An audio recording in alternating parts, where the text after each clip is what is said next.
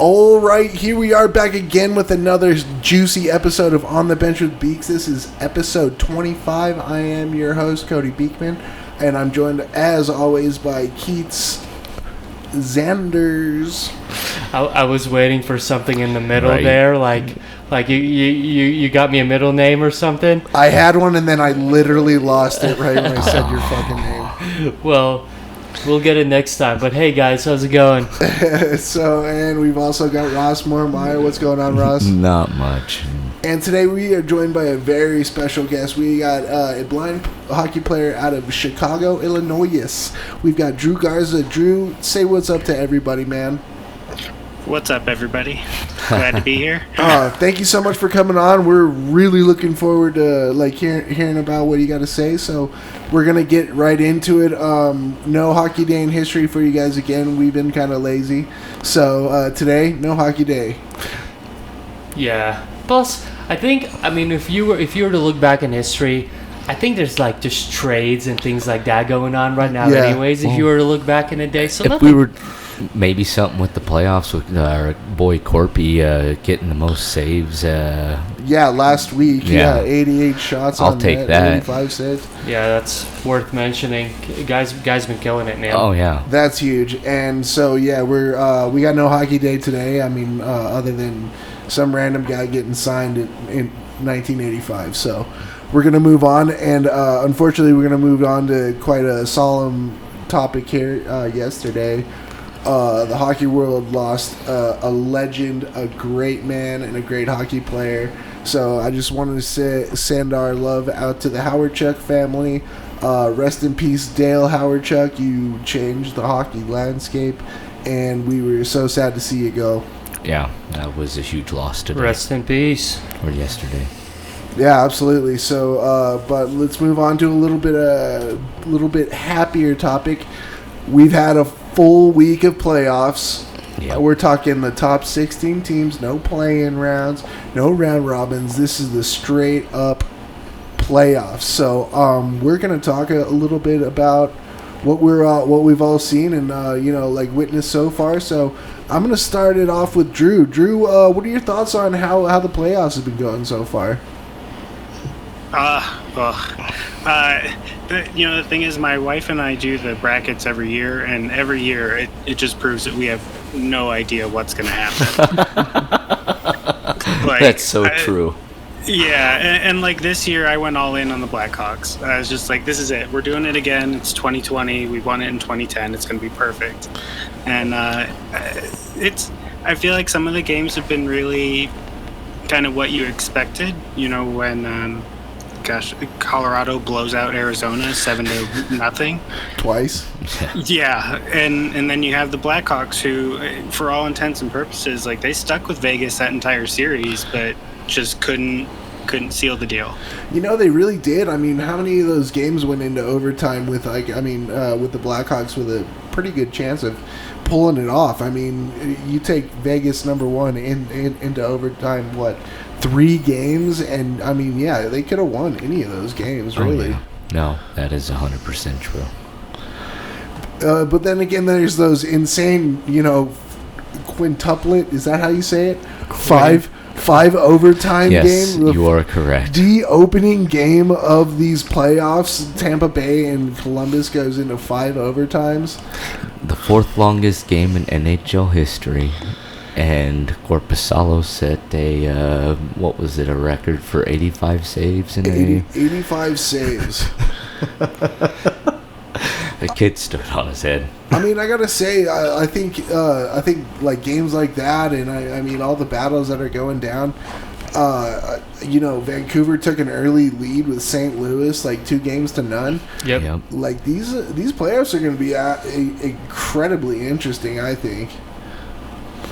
No, absolutely. I agree. And one thing I must mention is, like, life has been a little busy in the Keats world, and I'll be honest with you guys, I missed good 80% of the games that have been shown.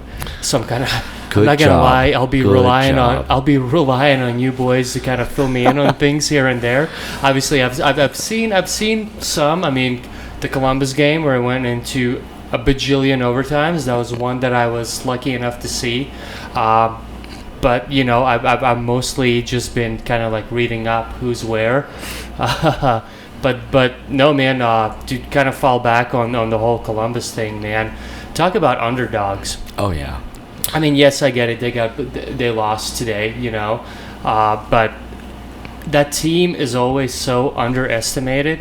And I honestly, I'm gonna say Columbus is one of the only teams in the NHL that's really proven that you don't need any superstars or anything like that for you to be a team that can, you know, compete and still kind of make it up there, and they've proven it now 2 years in a row. And I mean, they're a solid team. I really have been enjoying watching Columbus. Oh yeah. All right, Drew. So now that I mean your Blackhawks are out of it, like who do you think's gonna be going further here? I'm pushing for Dallas. I'm from Texas originally, so the Stars were my first team, and I think they got a lot of skill and talent there, and especially with Pavelski and surprisingly Perry. Yeah, I mean Pavelski getting that hat trick a couple games ago really did.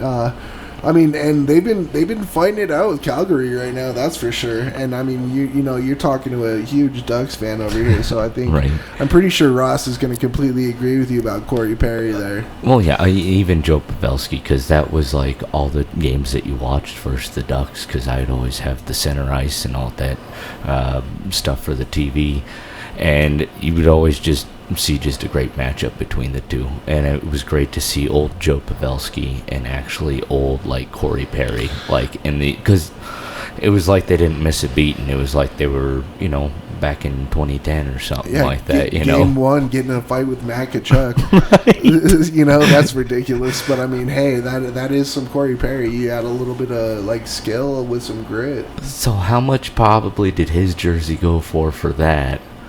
Off NHL.com, because did you see the one when it ended? Any of you? Oh, in the Winter Classic when he got kicked out. Oh yeah. Yeah, the jersey went for like $4,000 or something. Yeah. Jesus, the game worn jersey.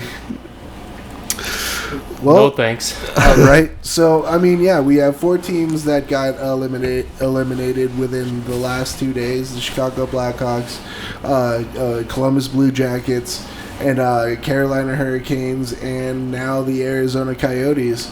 Out of those 4 teams that are moving on, who do you think has the best chance to move into the finals? We'll start with you, Drew. Ooh.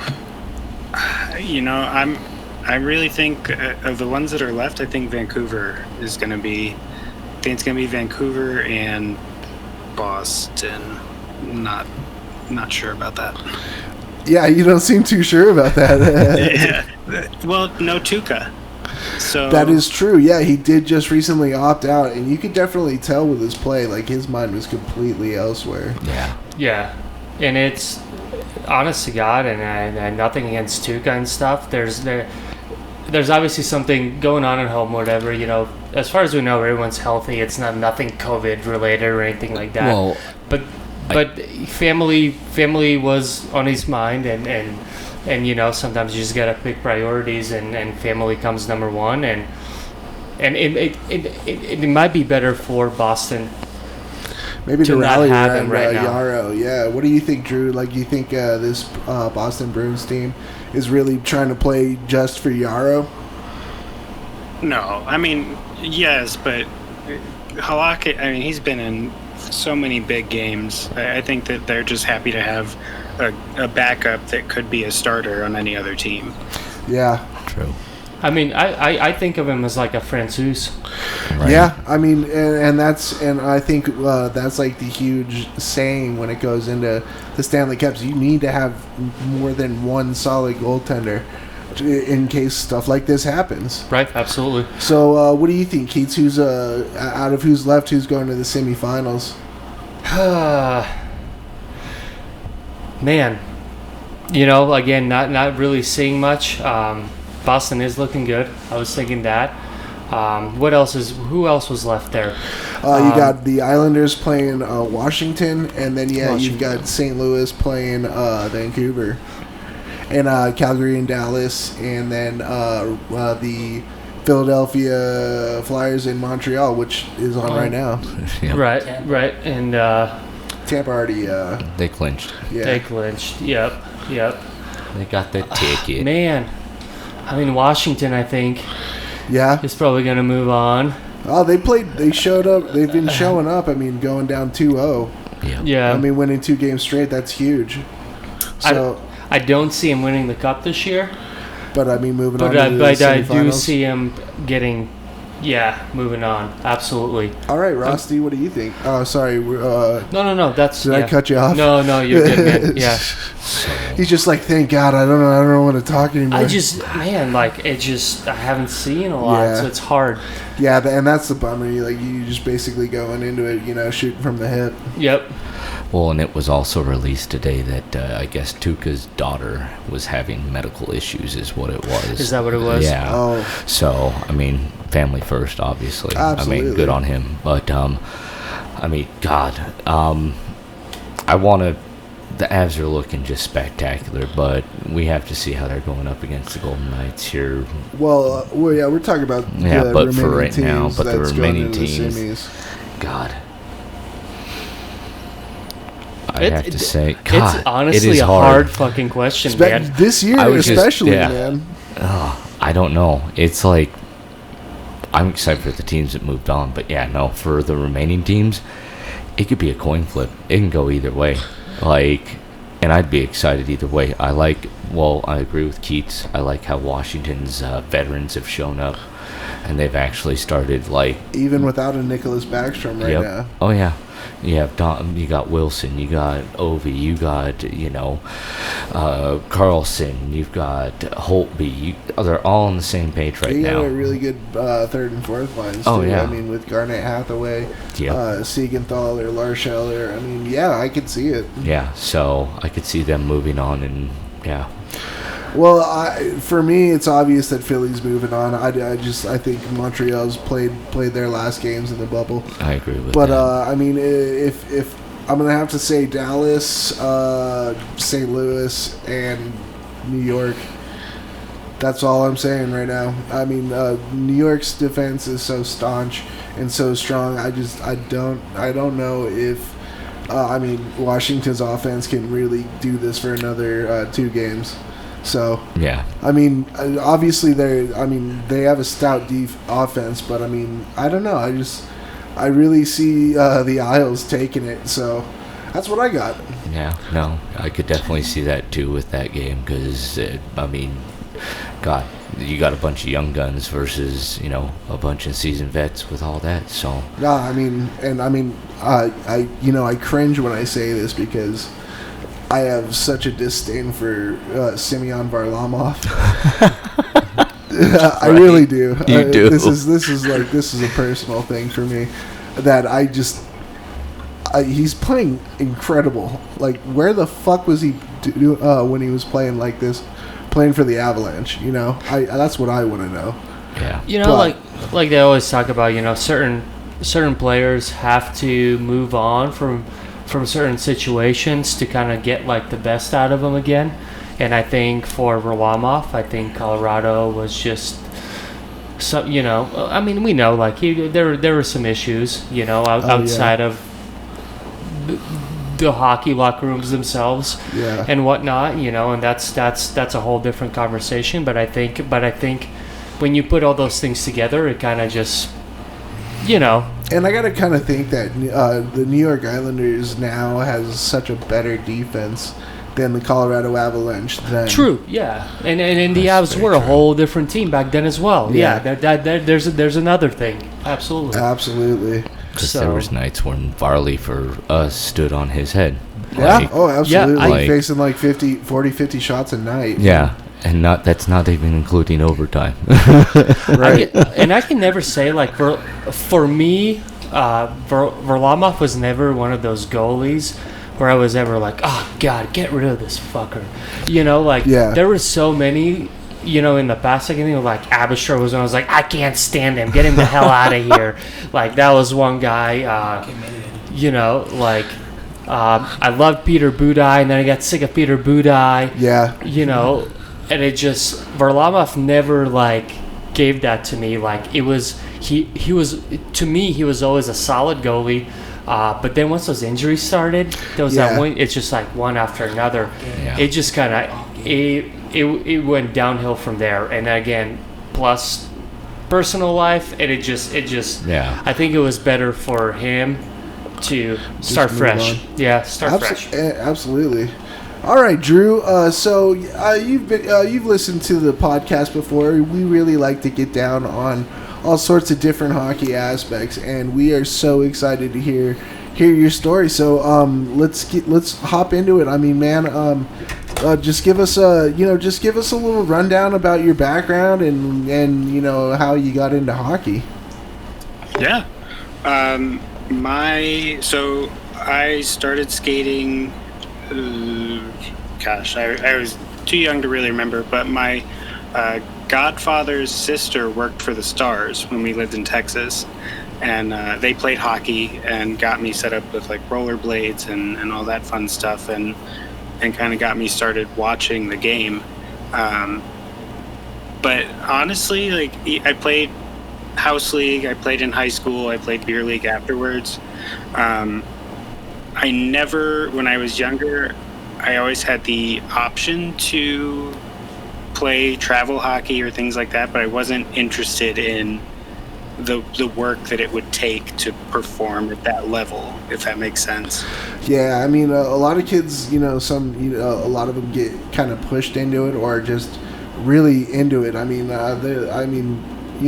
sometimes I had to be even pushed to play travel hockey, but as soon as I actually did, it was worth it. But yeah, we could understand, man, I'm cool with playing in the in-house league. Yeah. Yeah.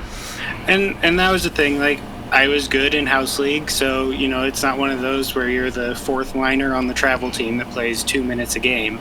You're the first liner on house league, so you're getting a lot of ice time. And it was just fun. And then I got older, and instead of pursuing hockey, I pursued art.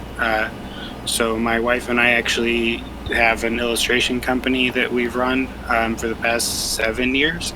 And we do comic conventions and things like that. But I guess through all of this, I always felt like something was kind of missing in my life. Like I was happy, but there was something else. And when I turned 27, I started having vision issues. I'm a type 1 diabetic and hadn't taken very good care of myself when I was younger, and all of that finally caught up to me. And 7 to 10 surgeries later, I lost the left eye, and I have 20 degrees of vision in the right eye. And yeah, so I mean, it's one of those that you go through all these procedures, and they're like, we're doing good. And my right eye was actually the one I had surgery on first, and you don't realize how much vision or at least I didn't realize how much vision I lost until someone came from right in front of me, and I didn't know they were there until they were right there. Oh wow. So and that's also kind of when it clicked for me, because before all the surgeries, I realized I needed to get in shape. I knew I was missing hockey, and I came home one day and I was like, I'm gonna see if I can find a tier B or whatever league around here that I can join to really get back into it. And then all these surgeries happen, and I remember on my last doctor's appointment, I walked out and the first thing I said to her was, well, guess I'm never gonna play hockey again. Oh. And that's when it kind of clicked. Like the thing that I was missing wasn't, I wasn't sad. It was just I was missing hockey. So 3 years later, I was like, there's got to be something. There's beat ball, which is blind baseball.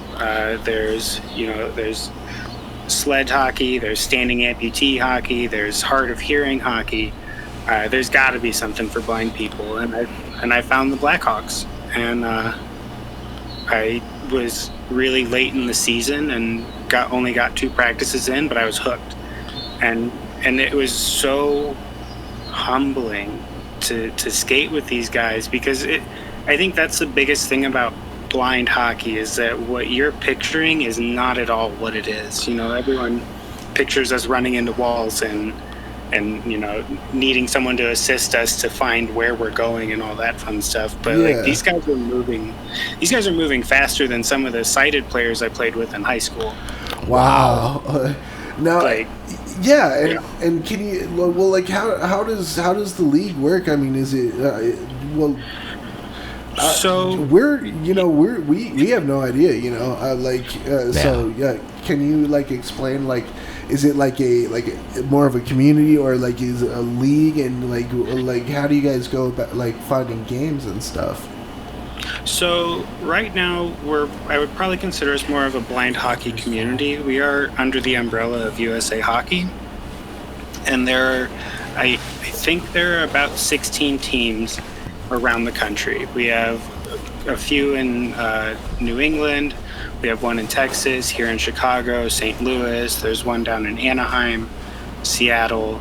I'm missing a bunch, but there's about 150 active blind players in the United States right now. And in Canada, they've got God knows how many more. Well, it's Canada, Yeah. And so the game actually started in Canada, and I want to say it was in the 70s or the 80s, but it started up there. The biggest difference, the two biggest differences are the puck and the players. So the puck is 5.5 inches wide and about 2 inches tall and made out of steel. And then it's got 5 steel ball bearings inside of it, so it moves slower on the ice and it makes noise as it travels. Oh, okay. Oh, wow. So it also gets dented, like, real bad. We'll take a shot, it'll go off the post, we'll get a dent in it, but that's almost better because it gives more surface for the bearings to kind of bounce around in for the audio cues. Oh, yeah. And so we're divided into 3 categories. There's a B3, a B2, and a B1. A B3 is what I am, and we're the highest tier of vision. Usually we play offense. And I believe that it's 40 degrees of vision or greater in your wherever you can see, or sorry, 40 degrees of vision or less in where you can see. And then there's a certain kind of distance as well, parameter. B2s can see less than that, and B1s can see nothing. So. Oh, wow. Yeah, and what's crazy is all of our, well, not all, but B1s tend to be our goalies. So that's one of the other rules in blind hockey, is that once you enter the zone, you have to complete a pass in order to be able to take a shot. And so this will give the defense that have maybe a little less vision than you do time to acclimate and adjust to where the puck will be in the zone, and it'll also give the goalie a chance to set, so you're not putting him in danger. Interesting. And then, yeah, we're kind of falling into that right now, and I was going to ask you, so how exactly, I guess, the rules when it comes to blind hockey, is it pretty similar to, like your, I don't know, icings and, offsides, things like that? Do you guys follow rules like that? Yep. Yeah, everything. The only cool. difference is the pass in zone, and I believe it's if you pull the goalie at the end of the end of the game, you're down 1, you pull your goalie. We don't actually pull the goalie because he's 100% blind. Right. You can just throw a player on the ice. Interesting. Oh, cool. okay. Very cool. And now, I'm sorry if we seem like idiots here, because no, not at all. Yeah, because I mean, honestly, I've heard about sled hockey. I'm in a wheelchair, so I've done a lot of research about that and stuff. So I'm I'm more familiar with that, if anything. So yeah, I mean, how is offsides like dealt and stuff? Like how is it just like when the referee says offsides, that's like your audio cue? So no, they don't. We don't actually get. I mean, beyond the standard refs kind of yelling offsides if you're chasing after someone that going for the puck. They do use a different, I believe it's an electronic whistle that they sound when there's been a completed pass, so everyone on the ice knows that a shot could be coming in. Okay. But that's really it. The game is exactly the same. We play on the same ice. We tend to play on international size ice instead. Oh, cool. That's really cool. And is that the international size? Is that just to give you guys more room, essentially? Or is that just Team USA? So the thing is that right now there aren't any single teams in the country that could field a full team. So our programs are non-for-profit. They are built to allow visually impaired folks to try hockey. You know, I don't want to say unfortunately, but you know, for people that want to be more competitive, you're also working with people at the same time that are learn to skate, or you know, they may not know exactly what's going on, so it makes it a little bit harder to really like put it, you know, like a practice you would have had in high school. We don't really get those. Oh yeah, Got it. well, Makes sense. mainly ice time and stuff. Just Yeah. Well, I mean, and that's a shame, you know. Like non-profits kind of get the ass into the deal with that, huh? Yeah. Well, and we're really lucky. The Blackhawks are really good for us. They help us out. You know, even if we're just lending us their logo, like the Blackhawks crest opens doors. I feel, you know, it's, if you can say I'm part of the Blackhawks blind hockey team, then you know people will listen to you a little bit more. Oh yeah, I would imagine so. Just has that appeal to the ear, basically. Yeah, and so they try. And I think the other thing is that the sport is so small right now that it's just going to take time before and I guess it's also getting the players out there. That, you know, we have 150 players in the country, and how many visually impaired people are there in the United States? Yeah, absolutely. And I mean, well, just like I said earlier, you know, this is like, I think all three of us, you know, we've been hockey fans most of our lives, and we're just learning about this, you know. Yeah. Yeah, I've seen a few tidbits here and there, but I didn't even know that it was an actual league and a thing. Like, this is just fascinating, because I've watched a few sled hockey tournaments, and they would advertise that once in a while during that. And I was curious. There was never any games. I didn't know, you know, what the heck is going on with this. It piqued my curiosity, because this is amazing. Oh, absolutely. Yeah, and you guys have a team. I believe they're called the Eclipse. It's the Colorado Eclipse. I know they've done some events at the Pepsi Center, so they're out there too. But so we don't have games per se. Like the Blackhawks team will play the Chicago Warriors team every now and then. Sometimes we'll play high schools, but our big things are tournament events. So we have the Blind Hockey Classic that we played in Minnesota last August, and that was the first blind tournament I'd been at, and it was awesome because beforehand I got asked to play as a sub for Team USA against a bunch of NHL alumni. That's neat. Oh, my. So yeah, that was one of those that I was already nervous going to the tournament, and then I got asked to do this, and I'm like, well, I'm gonna do it, but oh yeah, it was terrifying.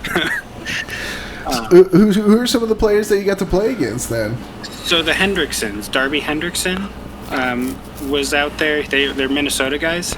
Yeah. And so unfortunately, he's the only name I can ever remember, because he is also the guy that I completely took out during the game. Hey man, that's no easy feat. Like he wasn't no slouch. So that, you know, you better take that and just like wear it like a badge of honor, man. So it was the middle of the game, and I'm skating into the slot with the puck, and someone knocked it away from me, and so I'm looking to see where it's going, and all of a sudden I just felt this body and then all of a sudden the body was gone, and I looked down and there's just this player on the ice, and I'm appalled. I'm like, I'm so sorry, can I help you up? And he gets up, and I'm like, that's Darby Hendrickson. and he starts to, he's like, come in, man, come on, hug it out. And I'm like, he's gonna beat me up right now. And I'm like, I didn't see you, I'm sorry, I couldn't see you. Oh, he's man. like, no, it's fine. And I was just terrified. You're just like, I'm gonna... Sorry. No, go for it. No, I was terrified, and he called over another player, and I can't remember his name either, because the whole time I'm like, I'm gonna get beat up. My first game back, I'm gonna get beat up by the assistant coach of the Wild because I couldn't see him, and it was fine. I was fine. He left me alone after that. It was great. But, so fast forward to February of this year, I got invited to play at the Hendrickson Foundation through USA Hockey to play in a joint team between that had some Americans and blind Canadian players playing against the U.S. national team. And we had a morning skate, and we're getting off the ice to go back to the dorms, and one of our guys is from Minnesota, and he's really close to the Hendricksons. And so he starts talking to Darby's brother, and his brother's like, oh man, and yeah, it was really cool seeing the blind guys play. Darby was telling us about the last time he played against you guys, someone came in, just completely knocked the snot out of him in the spot. And I raised my hand, and as I was going to say that was me, I had to pull it back down. Like, I don't know if that's really something I want them to know that it was that I did. But it was such a cool, like, it was fun that at least he remembered that, too. That's hilarious. He lit me up like a candle, and I didn't even know which way was north or south. Oh, man. Drew, I would have raised my hand loud and proud. That was me. I knocked Darby Hendrickson on his ass. What are you going to do about it? Better watch your ass next time we get on there. Oh, that is incredible, man. That is so awesome. So how often do you do these tournaments and stuff? Like, is it monthly, like yearly? What, like, how often do you guys actually get to, like, skate and stuff? So the teams have different practice schedules. The Blackhawks practice once a week. And then our tournaments, right now we have 2 big tournaments for all blind hockey players. There's the Blind Hockey Classic that was supposed to be in St. Louis in October, which due to COVID was canceled. And then there's the Disabled Hockey Fest in Pittsburgh in March.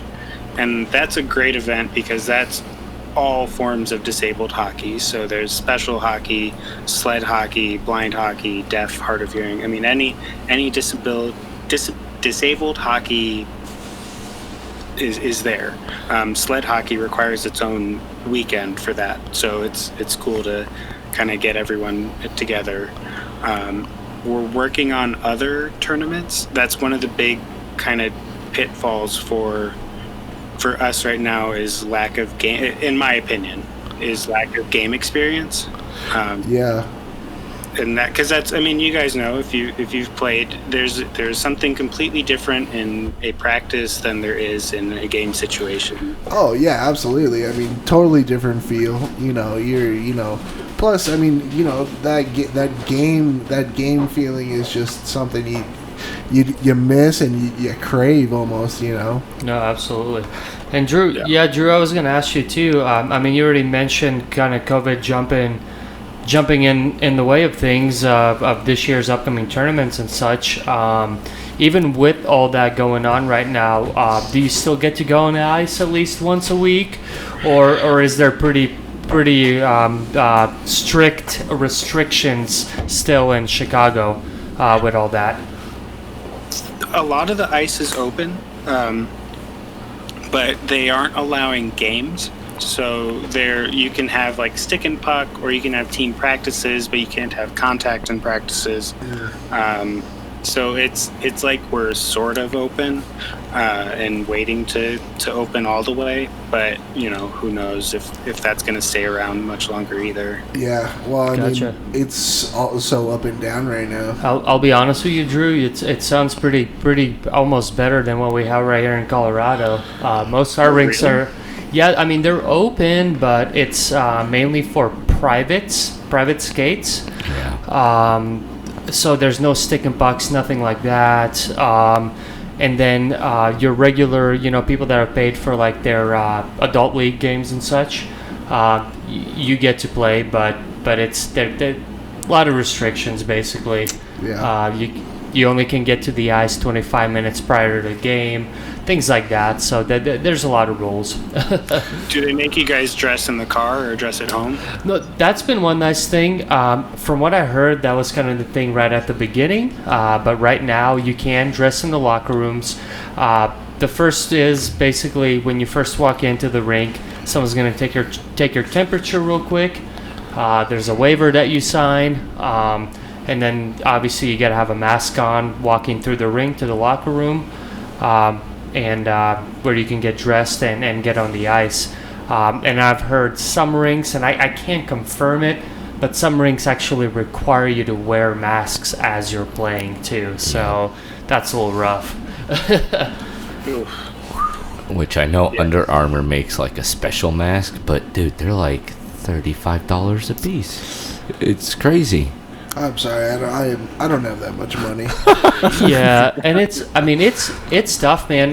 Because like all like gyms now here in Colorado, at least, you have to wear a mask as you work out. Yeah. And I did a stair stepper like a week ago, for like half an hour, and I was dying because like you can get decent amount of oxygen, but it's just, I don't know if it's a mental thing or what it is, but having that mask in your face, it makes it way more tougher. So I couldn't imagine skating on the ice, having that thing on your face the whole time. Yeah, rough. I'm a real slobbery kind of guy, so like I'm driving around and stuff, and I'm breathing and stuff, and next thing you know, I'm being swaddled into this wet mask. It's just all over my face. I'm just like, I can't stop slobbering, blah. Just tidal waves of slobber just coming out of my mouth into this mask, and I'm just like, I'm smelling it, I'm tasting it, it's just, blah. Yeah. Anyways. Well, and even at work for me, we're working in a 90-degree plus building, and we have to wear a mask, and I'm up at the highest level. I sweat my ass off. Yeah. It's just, and it's hard to breathe sometimes. Yeah, it's something that you just gotta get used to, I suppose. Maybe one day. So Drew, can you tell me about like your first experience coming back onto the ice after losing your vision and stuff like that? Like, this is gonna sound like the most obvious question, most dumbest question ever. Like, what was how different was it, man? I mean, just like coming back on A, not skating for a while, and B, having like this all new challenge around you. Kind of, can you tell me how that just kind of, how you kind of came and overcame it and just dealt with it? Yeah, I mean, I think that I'm lucky in that I kept my visual acuity.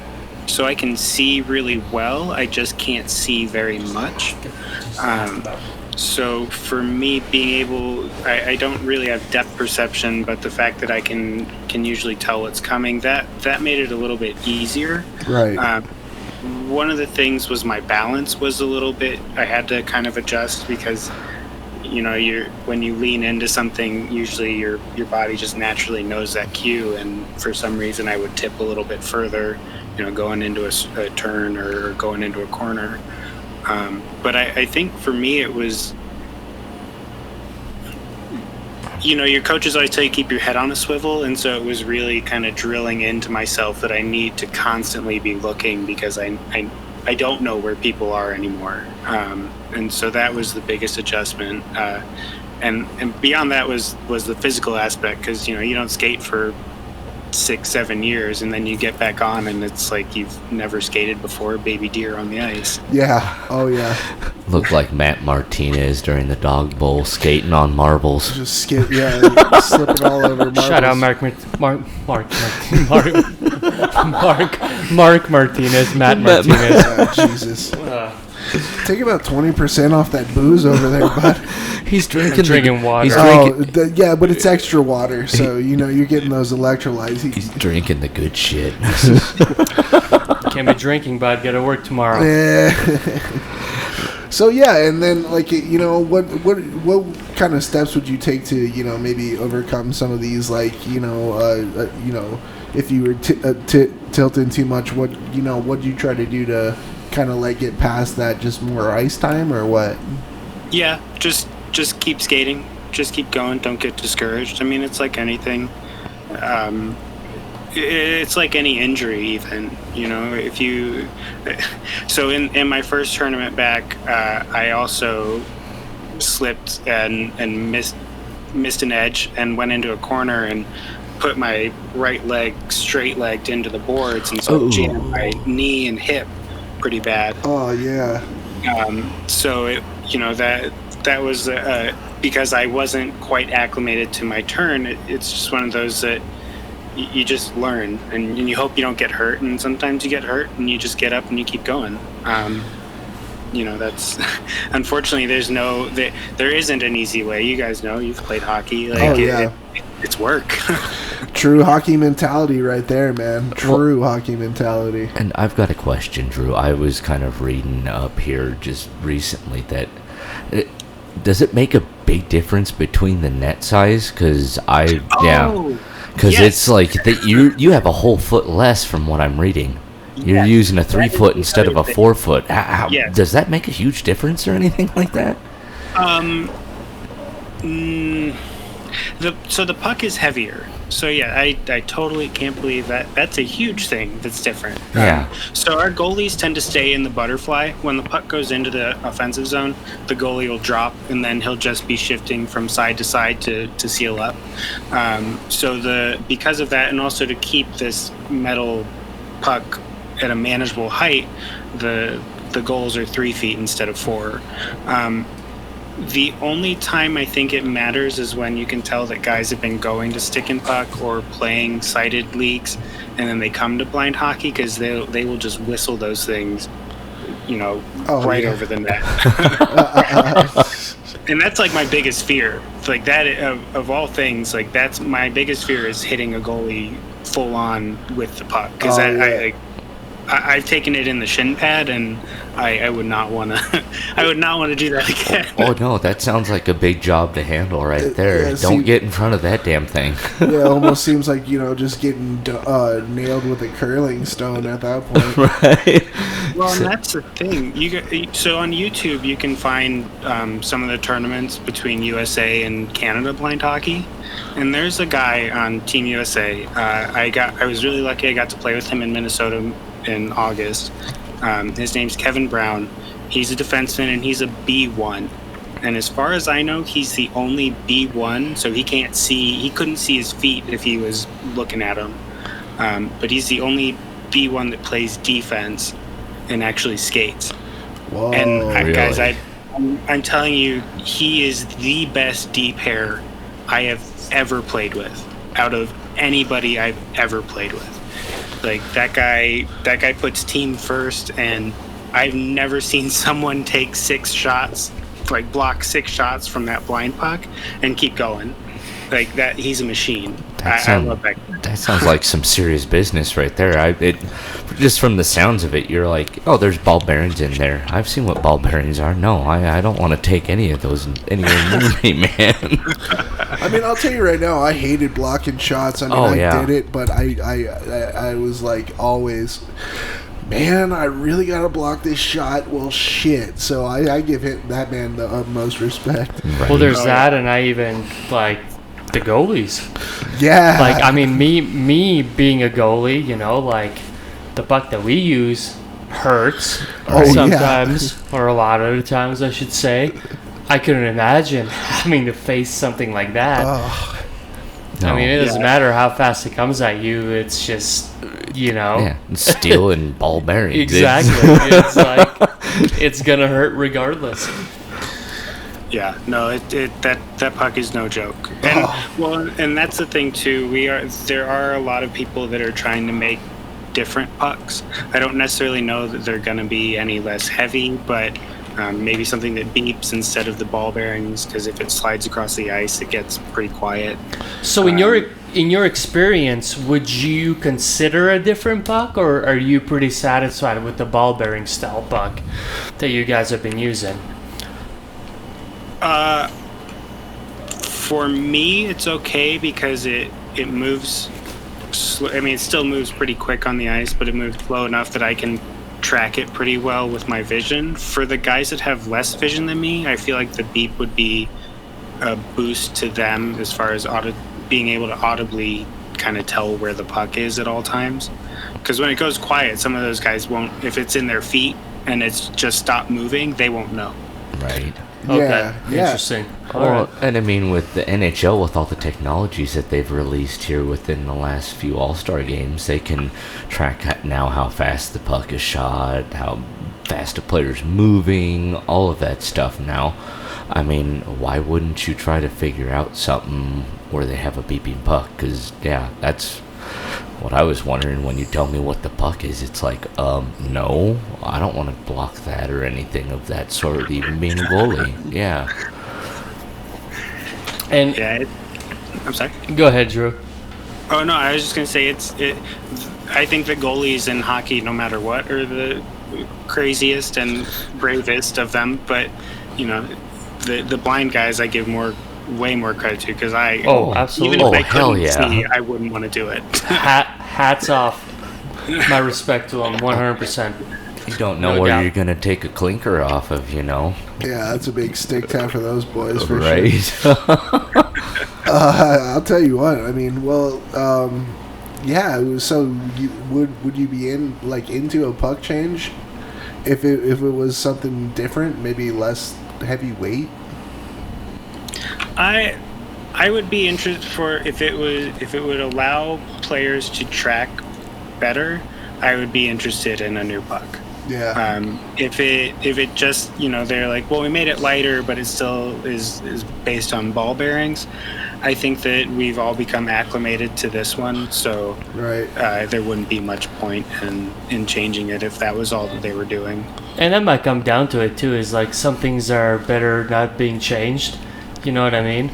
Yeah. It might not be I guess like the best or whatever productive, but if it's been used for say 30 years, and people are getting adjusted to it, it's maybe kept better. Just keep it the way it is. You know what I mean? And the only way that I could see that working is if you have your own hockey arena that has sensors across right on the yellow part of the boards, boys, and just have a little sensor inside the puck and you'd have the whole entire. You watch too many Marvel movies, my friend. God.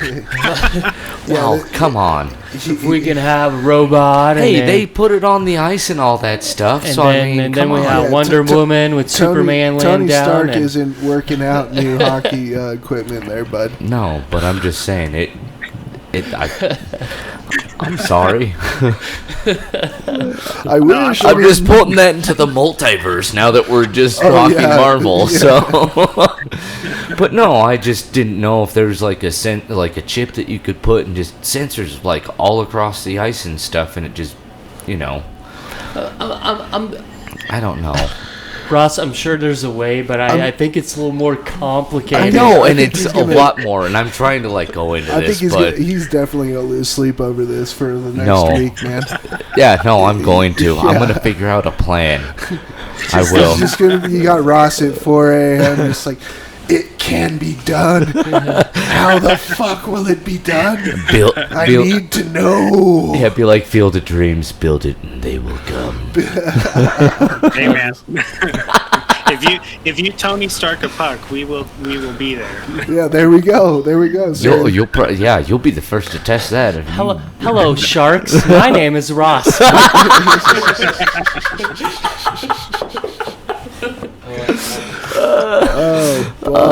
That's the Shark Tank. Ross on Shark Tank.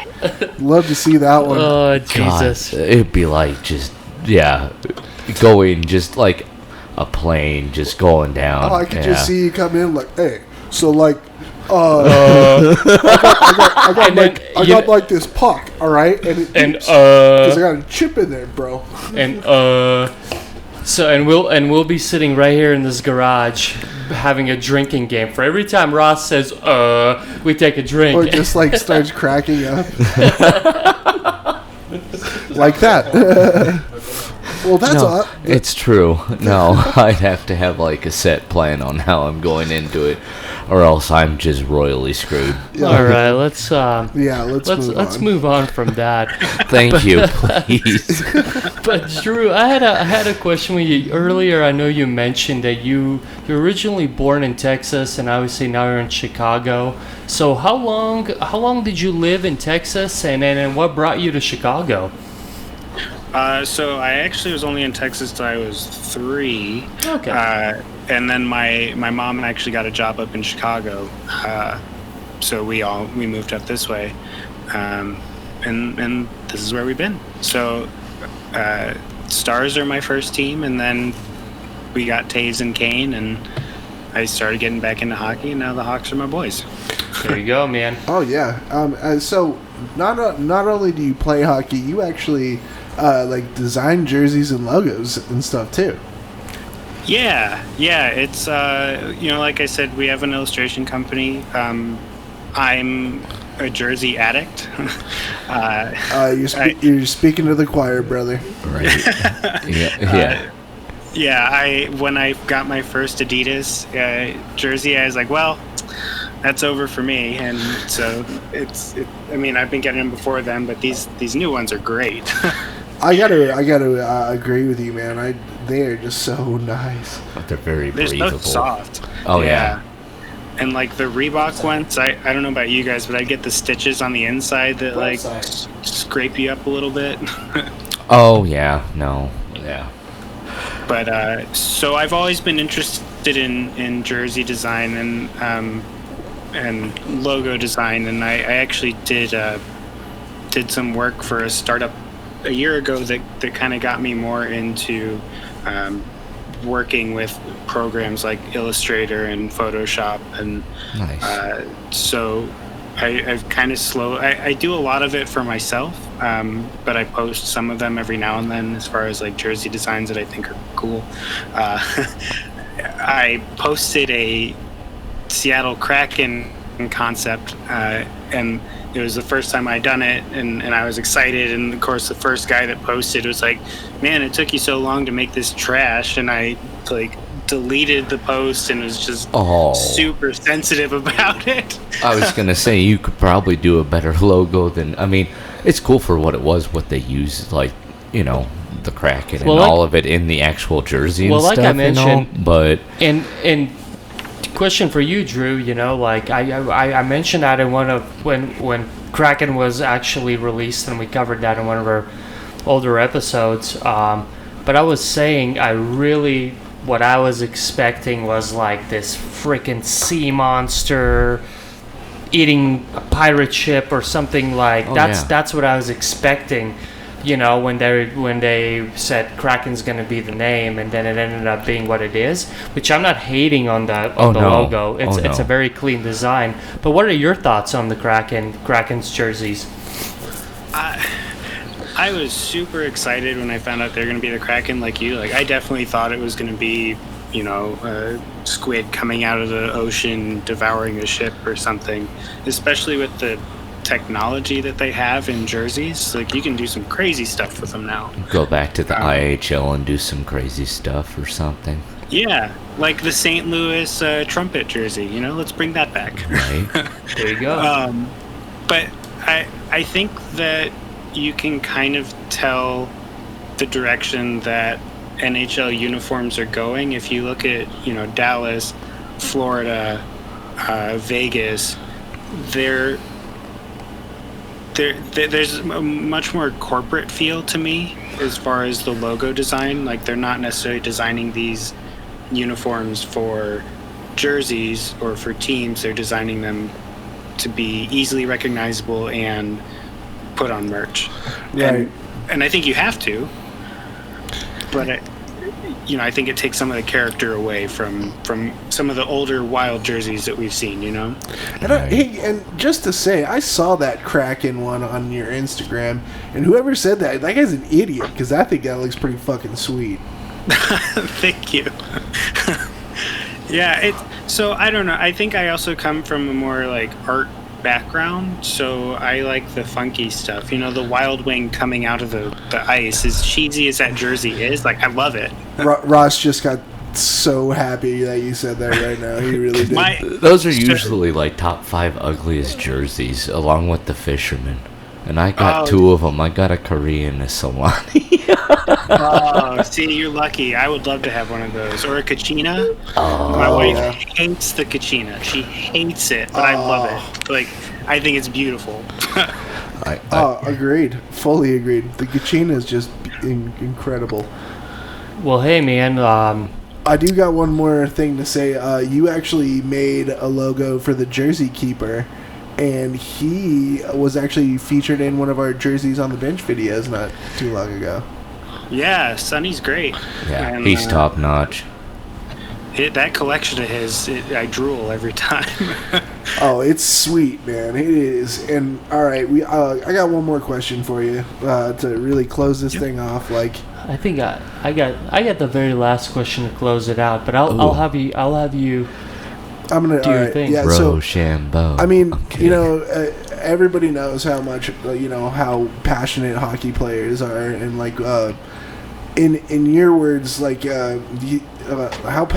obviously you guys are pretty blessed to be able to still play hockey. I mean, what does that mean to you, like visually impaired folks, and that you can still play hockey, and like does it make it maybe a little more special that you still can play? Yeah, well, and I think that's the thing, and I listened to you guys at the Dog Bowl, and like hearing all the great stories about all the great things that program has been able to do for so many people, and while blind hockey isn't kind of a single organization focused on doing things like that, it's still the same kind of thing as far as hockey goes, in that it's healing. And it doesn't matter if you're playing in the NHL or you're playing in beer league or you're at beginners hockey. There's something about being on the ice and being able to move in the ways that we can move on the ice and experience that I think brings people together. And then finding that sense of team and community is also great, especially for me. The word blessed is perfect, because when I was done with my surgeries, I wasn't really given any direction as far as, this is an organization that works with visually impaired people, this is a group that you can go and talk to. So for a long time I was in this really not great place, and I found the Blackhawks blind hockey team, and one of the kids on there, David, the first practice, it was just being on the ice with him and seeing how much joy he was getting, and it was infectious, and so it's a blessing. Like I don't know how else to explain it. You lose something, you don't think you're ever going to get it back, and then you do, and it's so much better than you remembered it. And I think this is a perfect time where I want to throw in my question, and this kind of honestly really goes together with what Cody just threw in. But one question I want to ask you, and this, obviously, so if you, from where you are today, us talking on this podcast, knowing everything that you accomplished, designing jerseys, playing hockey again, being part of this awesome organization, if you could go back in time to where you just went into that doctor's office knowing, doing all these surgeries, where you told your girlfriend or now wife, I guess there's no more hockey. If you could go back in time and tell that person something, what would you tell them? Good question.